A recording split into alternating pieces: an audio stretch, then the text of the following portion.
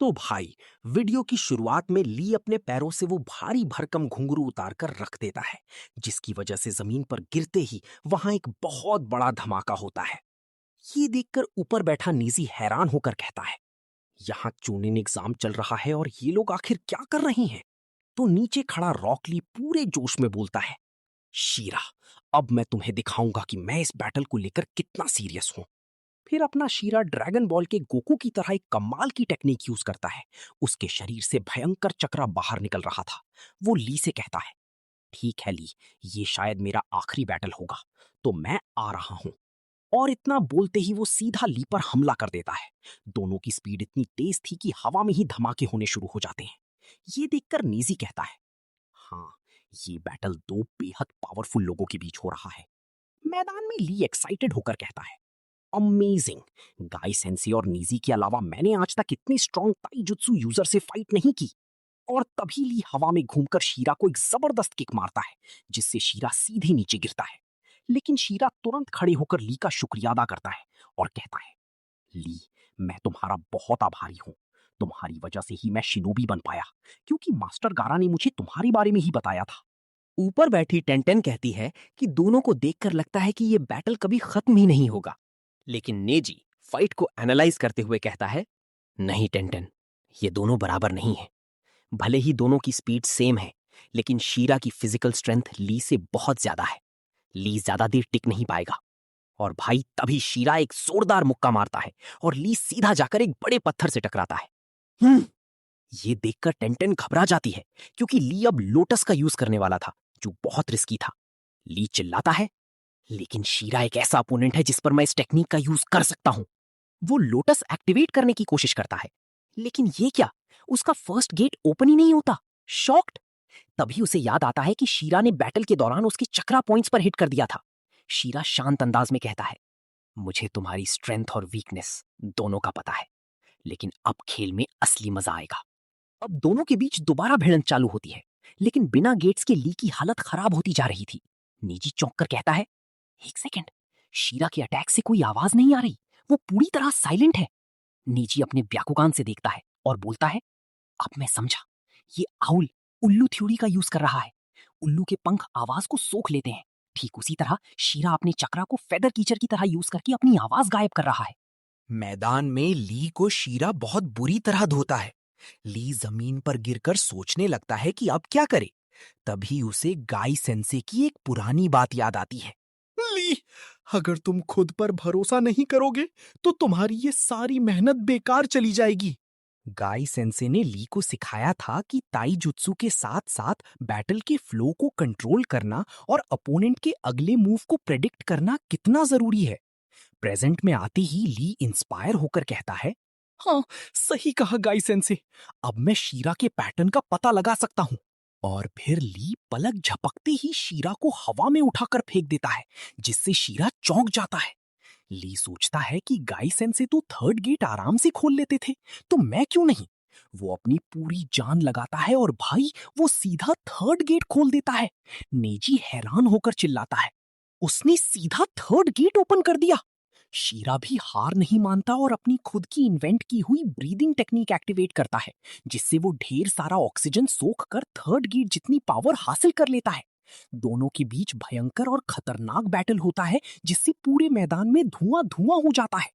आखिरकार ली अपनी iconic move leaf hurricane का यूज करता है, जिससे शीरा बहुत दूर जाकर गिरता है और बेहोश हो जाता है। ली तुरंत उसके पास भागता है। शीरा कमजोर आवाज में कहता है, ली, मुझे तुमसे नफरत है। काश मैं भी गाई सेंसे से ट्रेनिंग ले पाता। वैसे मैंने फाइट के बीच में तुम्हारा चक्रा पॉइंट रिलीज कर दिया था, ताकि तुम पूरी जान लगाकर मुझसे लड़ सको।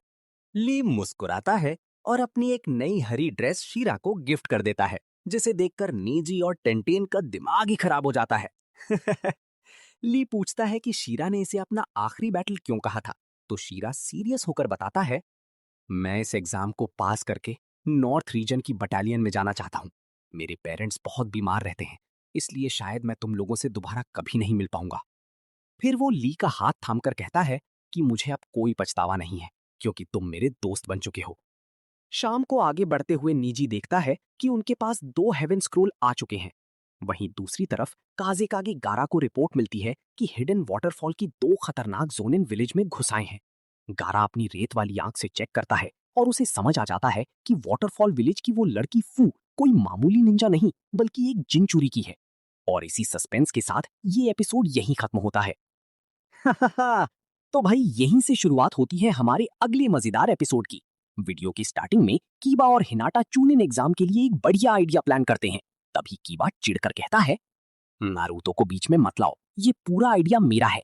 किसे फर्क पड़ता है कि वो और मास्टर जिराया कहाँ ट्रेनिंग कर रहे हैं, पहले एग्जाम पर फोकस करो। तभी वहां हिडन ग्रास विलेज की टीम आ जाती है। उनकी टीम में एक ज्यादा खाने वाला मोटा आदमी, एक छोटा बच्चा और एक लंबे बालों वाला लीडर था जिसके हाथ में फ्लैग था। वो लीडर घमंड में कहता है, शिकार खुद चलकर हमारे पास आया है। तो अपना शीनो सीरियस होकर बोलता है, अगर तुम लोग खुद यहां आए हो इसका मतलब तुम्हारे पास हेवन स्क्रोल है। और इतना सुनते ही दोनों टीमें एक दूसरे पर हमला कर देती हैं। वो मोटू आदमी अंधाधुंध कुनाई फेंकने लगता है जिससे हिनाटा और बाकी सब बच जाते हैं। कीबा उस मोटू को सूंघ कर कहता है, इसकी स्मेल, अकामारू, ये आदमी सच में बहुत ताकतवर है। कीबा और अकामारू अपनी मूव फैंग ओवर फैंग का यूज करते हैं, लेकिन मोटू को कोई फर्क नहीं पड़ता। हिनाटा अपने ब्याकुगन से देखकर कहती है कि इसके पास 361 चक्रा पॉइंट्स हैं और वो उस पर जेंटल फिस्ट से हमला कर देती है। ये देख क्रास लीडर अपने फ्लैग से विंड अटैक करता है, जिससे बचने के लिए हिनाटा वैक्यूम पाम की शील्ड बनाती है। शीनो अपने कीड़ों से हमला करता है, लेकिन तभी जमीन के नीचे से वो छोटा बच्चा निकलता है और कीबा का पैर पकड़ लेता है। इसका फायदा उठाकर ग्रास लीडर हवा की स्पीड से आता है और सीधे कीबा की पॉकेट से स्क्रोल छीन लेता है। कीबा गुस्से में चिल्लाता है, तुम सब शांत हो जाओ, वो स्क्रोल हमारा है, समझे? वो लोग भागने लगते हैं। तभी वो मोटू अपनी बॉडी से एक पर्पल कलर की गैस छोड़ देता है। उसकी बदबू इतनी खतरनाक थी कि कीबा और अकामारू की हालत खराब हो जाती है। लेकिन कीबा हार नहीं मानता और गुस्से में आगे बढ़ता है। ये देख वो छोटा बच्चा समनिंग जुत्सु का यूज करता है और जमीन फाड़कर एक बहुत बड़ा मोल, छछूंदर जैसा जीव बाहर आता है। वो तीनों उसके पॉकेट में बैठ जाते हैं और वो मोल जमीन के अंदर ड्रिलिंग करके भागने लगता है। कीबा परेशान होता है तो शीनो शांत रहकर कहता है, फिक्र मत करो कीबा, मैंने पहले ही अपने कुछ कीड़ों को उस मोल से अटैच कर दिया था। शिनो के कीड़े मोल को अंदर से काटने लगते हैं, जिससे दर्द के मारे वो मोल जमीन से बाहर आकर तड़पने लगता है, क्योंकि उसकी स्किन बहुत सेंसिटिव थी। अब हिनाटा अपने ब्याकुगन से उनकी लोकेशन ट्रैक करती है और कीबा दोबारा फैंग ओवर फैंग से हमला करता है, लेकिन वो मोल अपनी पूंछ से उन्हें दूर पटककर फिर से रेत के अंदर चला जाता है। भाई लिटरली चूहे बिल्ली का खेल चल रहा था। तभी अचानक वहां की रेत धंसने लगती है और अकामारू और हिनाटा उस सैंड के भंवर में फंसकर नीचे चले जाते हैं। कीबा घबराकर उन्हें बचाने के लिए खुद भी अंदर कूद जाता है। ग्रास लीडर हंसते हुए कहता है कि अब हमारा पीछा कोई नहीं कर पाएगा। लेकिन रेत के नीचे एक गुफा थी जहां सब सेफली गिरते हैं। अकामारू बेहोश था तो कीबा उसे मुंह से सांस सीपीआर देकर जगाता है। एक्चुअली फंसने के वक्त अकामारू ने अपनी सुसु से रेत को गीला करके हार्ड बना दिया था, जिससे सबकी जान बच गई। हिनाटा कहती है कि फिक्र मत करो अकामारू, इसमें ज्यादा स्मेल नहीं है। तो कीबा हंसकर कहता है, एक्चुअली स्मेल तो बहुत गंदी है, पर अच्छी बात यह है कि इससे मेरा सूंघने का सेंस वापस आ गया। हिनाटा, अब पता लगाओ वो ग्रास वाले कहाँ छिपे हैं।